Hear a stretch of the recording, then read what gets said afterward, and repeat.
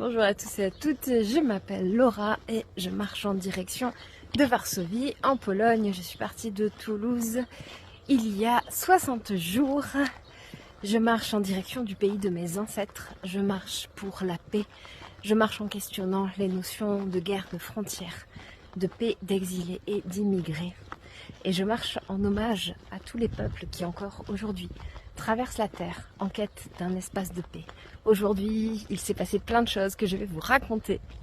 Je suis partie après avoir passé une nuit agitée. Le responsable est sur la photo, alors que j'étais dans le jardin d'une amie qui n'était pas là. Voilà que Grégory a débarqué à 3h du matin. C'était une bonne étape aujourd'hui avec plus de quasiment 27 km à faire à pied. Sur une route, je dois dire, assez fréquentée. Fort heureusement, je suis bientôt arrivée sur des petits chemins vraiment perdus au fond de la pampa suisse. Et ça me fait un plaisir fou de découvrir ce pays de cette façon, de façon authentique, c'est-à-dire là où on voit les coutures, c'est comme quand je rencontre quelqu'un. J'aime bien ne pas voir le masque social, mais simplement avoir accès à toutes les parts de la personne. J'ai ensuite continué ma journée sur ces minuscules chemins qui sont fréquentés plutôt par des tracteurs que par des voitures.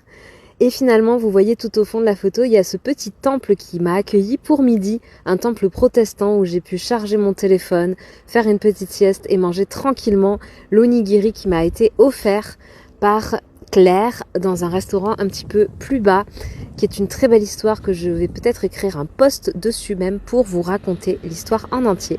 La journée s'est continuée avec des paysages quand même sublimes et je suis arrivée le soir dans une petite ville nommée Orbe. Orbe avec sa rivière, ses petites ruelles médiévales et l'endroit où j'ai pu dormir. À demain pour d'autres aventures.